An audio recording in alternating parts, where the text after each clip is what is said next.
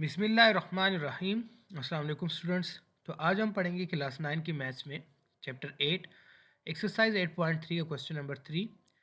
Given that 1 hectare equals to 2.5 acres, draw a conversion graph of hectare acres from the given value of hectares. Means हमने इस question में क्या करना है, हमें एक फार्मूला दिया हुआ है हेक्टर्स को एकर्स में कन्वर्ट करने का, और देन हमें कुछ वैल्यूज़ दी हुई हैं हेक्टर्स में, और इसकी वैल्यू को हमने एकर्स में कन्वर्ट करके इसका ग्राफ ड्रा करना है। ठीक है स्टूडेंट्स, तो यहाँ पर देखिए सबसे पहले solution, as we know that, जैसे कि हमें दिया हुआ है कि 1 हेक्टर इक्वल होता है 2.5 एकर्स के।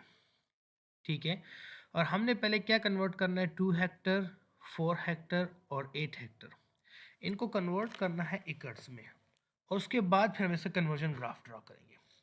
तो हमारे पास 2 हेक्टर्स, तो हम क्या करेंगे, इसको मल्टीप्लाई कर देंगे 2 से, तो क्या बन जाएगा, 2 हेक्टर इक्वल्स टू 2.5, जब 2 से मल्टीप्लाई होगा तो हमारे पास क्या आ जाएगा, 5 एकर्स।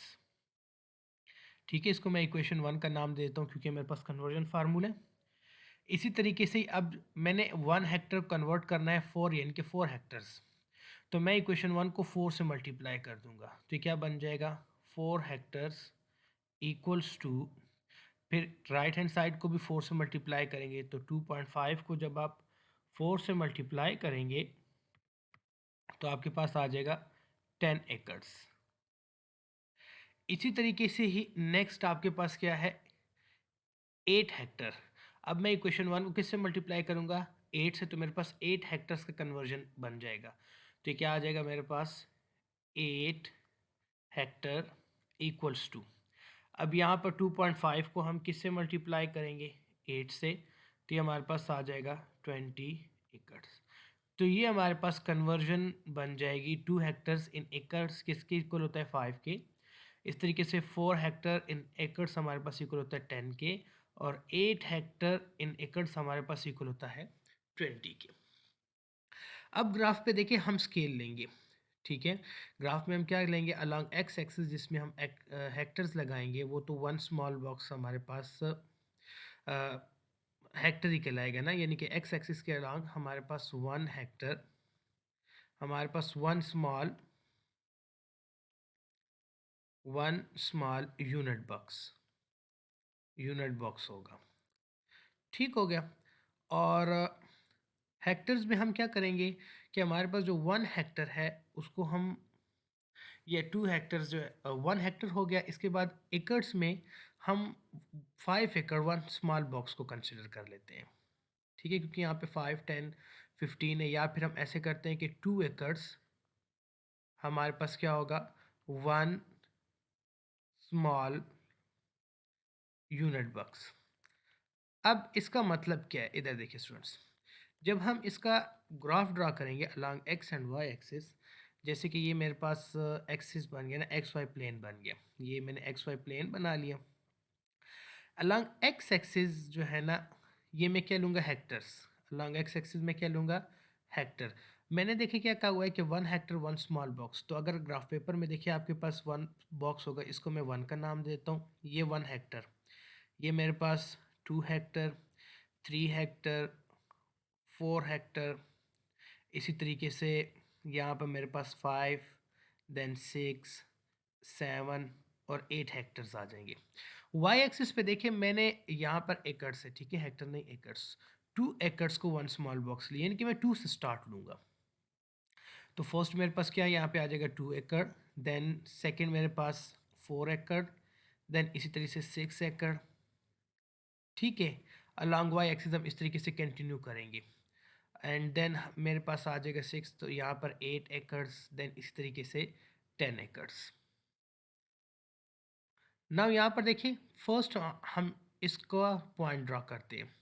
2 हेक्टर किसके इक्वल होता है, 5 एकड़्स के, यानी कि हेक्टर अलॉन्ग एक्स एक्सिस है ना, तो ये मेरे पास 2 हेक्टर है, और तो ये 5 एकड़्स के अलॉन्ग वाई एक्सिस देखें तो यहाँ पे 4 से थोड़ा सा ऊपर हम यहाँ पे फर्स्ट कर लेते हैं। इसी तरीके से नेक्स्ट मेरे पास देखिए 4 हेक्टर किसके इक्वल है, 10 एकड़्स, तो ये 4 हेक्टर है, 4 हेक्टर अलॉन्ग वाई एक्सिस पर जाएं, 10 एकड़, यानी कि 10 एकड़ के सामने यहाँ पर।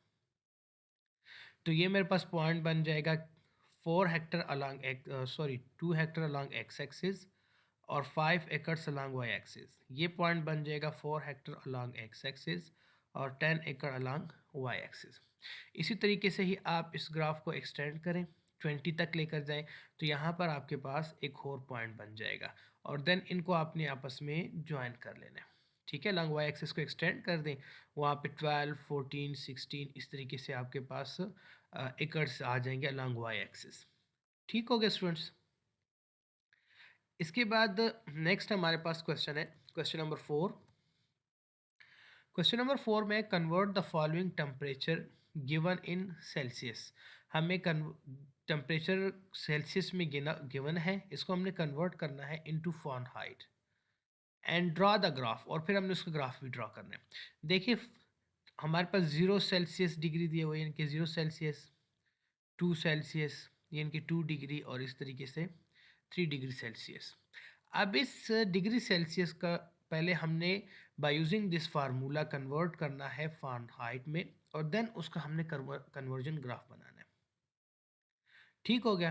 तो यहाँ पर देखिए solution, as we know that हमारे पास क्या फार्मूला है, Fahrenheit equals to 9/5 degree Celsius plus 32।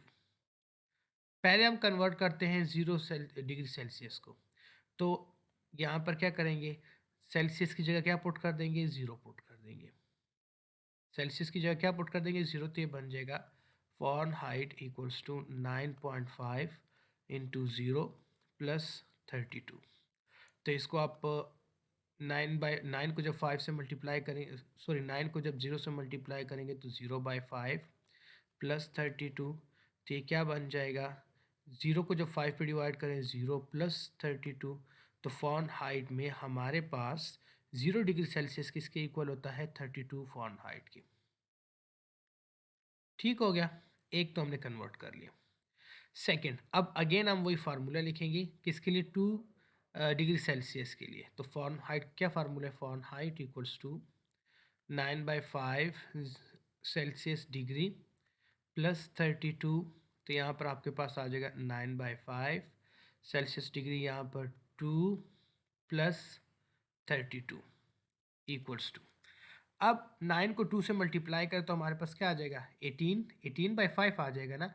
तो 18 को जब हम 5 पे डिवाइड करेंगे तो इससे आ जाएगा 3.6, यानी कि 9 को 2 से मल्टीप्लाई करके देन 5 पे डिवाइड कर दें, प्लस 32 में अब 3.6 को ऐड करें तो इससे हमारे पास आ जाएगा 7.2 फ़ारेनहाइट। ठीक है, यानी कि 2 डिग्री सेल्सियस हमारे पास किसके इक्वल होता है, 32 को इसमें ऐड करना है। 32 प्लस 3 हमारे पास क्या आ जाएगा, 35, तो ये आपके पास किसके इक्वल होगा, 35। इसको मैं रिमूव कर लेता हूँ, ये हमारे पास इक्वल होगा 35.6 फ़ारेनहाइट के। ठीक हो गया। इसी तरीके से ही नेक्स्ट हमारे पास क्या है, 3 सेल्सियस डिग्री सेल्सियस, इसको हम कन्वर्ट कर लेते हैं। तो फ़ारेनहाइट का पहले फार्मूला लिख लेना है, conversion formula, Fahrenheit equals to 9/5 degree Celsius plus 32। तो यहाँ पे अब वैल्यू पुट करें, 9/5 डिग्री सेल्सियस हमारे पास क्या आ जाएगा, 3 प्लस 32, और 3 को 9 से मल्टीप्लाई करें तो क्या आ जाएगा, 27/5 प्लस 32। 27 को 5 पे डिवाइड करें, 27 डिवाइड 5, तो आपके पास आ जाएगा 5.4 प्लस 32।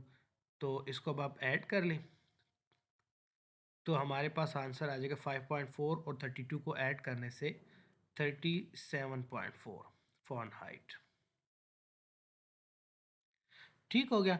तो यहाँ पे हम क्या कर लेते हैं, टेबल कंस्ट्रक्ट कर लेते हैं, जिसमें फर्स्ट वैल्यू हमारे पास सेल्सियस डिग्री सेल्सियस की होंगी और सेकंड रो में वैल्यूज़ हमारे पास फ़ारेनहाइट की होंगी। तो यहाँ पर जब हमारे पास 0 डिग्री सेल्सियस था, 0 डिग्री सेल्सियस, तो हमारे पास फ़ारेनहाइट में कितनी वैल्यू आई, 32। जब टू सेल्सियस डिग्री हुआ तो फ़ारेनहाइट में वैल्यू क्या आई 35.6। जब 3 सेल्सियस डिग्री हुआ तो हमारे पास क्या आया 37.4। अब हम इसका ग्राफ कंस्ट्रक्ट कर लेते हैं। ठीक है स्टूडेंट्स। सो यहाँ पर क्या करते हैं कि हम जब ग्राफ कंस्ट्रक्ट करेंगे तो इसके ऊपर हम एजम्पशंस लेंगे।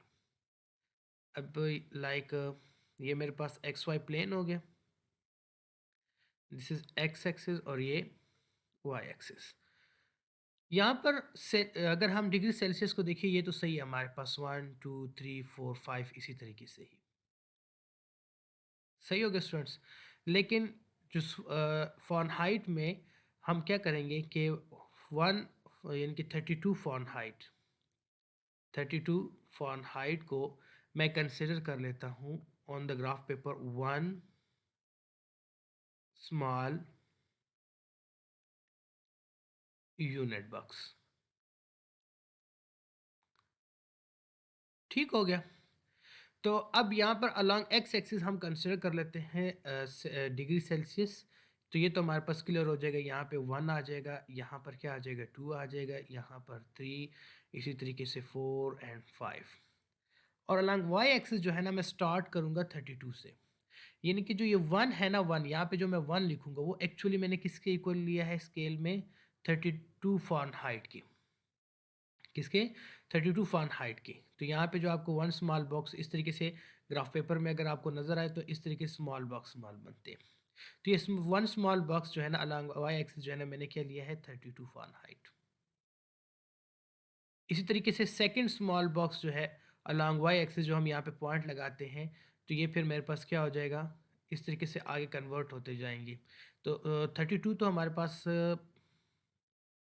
काफ़ी बड़ा हो जाएगा, तो हम इसको थोड़ा सा स्मॉल कर लेते हैं लाइक 5 फ़ारेनहाइट ले लेते हैं। तो हमारे पास मोर क्लियर हो जाएगा। यहाँ पे मैं क्या लेता हूँ 5 फ़ारेनहाइट ले लेता हूँ। तो यहाँ पे अब देखिए मैं स्टार्ट भी किससे लूँगा 5 से लूँगा, तो ये और भी क्लियर हो जाएगा। यानी कि ये जो फर्स्ट लाइन है ये क्या हो जाएगी 5 की, यहाँ पर क्या आ जाएगा 5। ठीक है। देन जो यहाँ पे सेकंड लाइन हमारे पास किसकी हो जाएगी 10, देन यहाँ पे 15, इसी तरीके से 20, 25 एंड 30, 35 और यहाँ पर 40। वाई एक्सिस पे मैंने 5 से क्यों स्टार्ट लिया, क्योंकि मैंने यहाँ पे क्या स्केल लिया है कि 5 फ़ारेनहाइट 1 स्मॉल बॉक्स। ये यहाँ पे जो फर्स्ट लाइन होती है हमारे पास 1 स्मॉल बॉक्स को रिप्रेजेंट करती है। तो अब देखिए हम इसको ऑर्डर पेयर जो है ना शो करते हैं। यानी कि अलॉन्ग एक्स एक्सिस हमने सेल्सियस को रिप्रेजेंट किया, अलॉन्ग वाई एक्सिस हमारे पास फ़ारेनहाइट है। तो हमारे पास 0 सेल्सियस डिग्री यानी कि ये वाला यहाँ पर और किसके इक्वल होता है 32 फ़ारेनहाइट के। तो लॉन्ग वाई एक्सिस हम चलेंगे 32 फ़ारेनहाइट के सामने, यानी कि ये 30 से ऊपर हम यहाँ पे कंसिडर कर लेते हैं कि ये पॉइंट जो है ना हमारे पास 32 फ़ारेनहाइट का है। तो यहाँ पे हम लिख लेते हैं कि 0 सेल्सियस और वाई एक्सिस पे 32 फ़ारेनहाइट। इस तरीके से सेकेंड ऑर्डर पेयर देखें, सेल्सियस में कितना है 2, तो यहाँ पर आ जाएंगे और वाई एक्सिस के अलॉन्ग यानी कि 35.6 फ़ारेनहाइट। तो अलॉन्ग वाई एक्सिस आप ऊपर जाएँ 35 से ऊपर, थोड़ा सा ऊपर हम यहाँ पे कंसिडर कर लेते हैं। सही हो गया। तो ये हमारे पास क्या बन जाएगा 2 सेल्सियस डिग्री और 35.6 फ़ारेनहाइट अलॉन्ग वाई एक्सिस। इस तरीके से नेक्स्ट अगर हम 3 को देखें, ये 3 है ना सेल्सियस में और फ़ारेनहाइट में 37.4, ये 3 से ऊपर जाएं और यहाँ पे 37 40 से हम थोड़ा सा नीचे करके यहाँ पे पॉइंट कंसिडर कर लेते हैं। देन इन तीनों पॉइंट्स को आपने आपस में ज्वाइन कर लेना है। तो ये आपके पास कन्वर्जन ग्राफ बन जाएगा या फिर एक ग्राफ बन जाएगा फ़ारेनहाइट और सेल्सियस डिग्री का। ठीक हो गया स्टूडेंट्स। इसी तरीके से ही नेक्स्ट क्वेश्चन है हमारे पास question number 5। Draw the following conversion graph. हमने कन्वर्जन ग्राफ बनाना है। दो पार्ट्स हैं इसके। फर्स्ट हमने कन्वर्जन ग्राफ बनाना है PKR यानी कि Pakistani rupees to US dollar, और सेकंड हमने बनाना है Pakistani rupees to sterling pound. तो फर्स्ट डॉलर के लिए हमारे पास ये वैल्यूज़ गी हुई हैं कन्वर्जन के लिए, और स्टर्लिंग पाउंड के लिए हमारे पास ये वैल्यूज़ गी हुई हैं। और ये हमारे पास फार्मूला भी कन्वर्जन दिया हुआ है कि 1 US डॉलर किसके इक्वल होगा 60 के, और 1 स्टर्लिंग पाउंड हमारे पास किसके इक्वल होता है 100 के। ठीक है। नाउ पहले हम 1 यूएस डॉलर कर लेते हैं सोल्यूशन। ठीक है स्टूडेंट्स, तो एज वी नो दैट हमें गिवन है कि 1 यूएस डॉलर किसके इक्वल होता है, 60 रुपीज़ के इक्वल होता है। तो 1 यूएस डॉलर का तो हमें पता है। अब हम किसको फाइंड करेंगे, 3 यूएस डॉलर को। तो 1 को जब हम 3 से मल्टीप्लाई कर देंगे तो ये क्या बन जाएगा, 3 यूएस डॉलर इक्वल्स टू, यहाँ पे 60 को मल्टीप्लाई कर दे 3 से तो ये बन जाएगा 180 रुपीज़। और नेक्स्ट हमारे पास क्या है, 5 यूएस डॉलर। तो यहाँ पर आपके पास आ जाएगा 5 यूएस डॉलर। तो हम 60 को 5 से फिर मल्टीप्लाई करेंगे तो ये हमारे पास आ जाएगा 300 रुपीज़। सही है। तो ये हमारे पास इसका अब कन्वर्जन ग्राफ बनेगा। यहाँ पर मैं इसका कन्वर्जन ग्राफ बना देता हूँ। अलॉन्ग एक्स एक्सिस हम कंसिडर कर लेते हैं यूएस डॉलर्स को, एंड अलॉन्ग वाई एक्सिस हम कंसिडर कर लेते हैं ये पाकिस्तानी रुपीज़ को। ठीक है। तो एक्स एक्सिस पे हमने कंसिडर किया है US dollar, and along Y axis हम कंसिडर कर रहे हैं पी के आई, इनके पाकिस्तानी रुपीज़। और इसके अलावा अब यहाँ पर देखिए, ये जो यूएस डॉलर है इसको तो हम इजीली यहाँ पे शो कर सकते हैं ना, ये 1 2 3 4 इस तरीके से 5। लेकिन अगर पाकिस्तानी रुपीज़ को देखें तो ये हमारे पास 60, देन जो है ना 180 और 300 इस तरीके से चल रहे हैं। तो मैं क्या कंसिडर करता हूँ, यहाँ पे मैं स्केल लूँगा, फिर स्केल लूँगा अलॉन्ग वाई एक्सिस, कि मेरे पास 20 पाकिस्तानी रुपीज़ यानी कि P K R equals to 1 small unit box, small unit box के इक्वल है। तो अब अलॉन्ग वाई एक्सिस जो मैं स्टार्ट लूँगा, यहाँ पर अगर आपको याद हो अलॉन्ग वाई एक्सिस भी हम 1 2 3 4 लिखते थे ना, तो वहाँ पे मैंने क्या किया कि 1 मैंने किसके इक्वल लिया, 20 के। तो यहाँ पे मैं स्टार्ट लूँगा 20 से। तो इसके बाद हम 2 लिखते थे, तो 2 मेरे पास क्या हो जाएगा, 40 इस तरीके से, then 60, then 80, then 100। Along Y axis से इसको कैरी करें 100, देन 120 इस तरीके से, 140 एंड सो ऑन। सही है स्टूडेंट्स। इसको हम आगे अगर ऊपर लेकर जाएं तो यहाँ पर अगर इसको मैं मज़ीद एक्सटेंड करूँ, ठीक है, इसको हम मज़ीद एक्सटेंड कर लेते हैं यूँ। तो यहाँ पे आपके पास आ जाएगा 160 और यहाँ पर आपके पास आ जाएगा 180, एंड इस तरीके से आप इसको कैरी करें।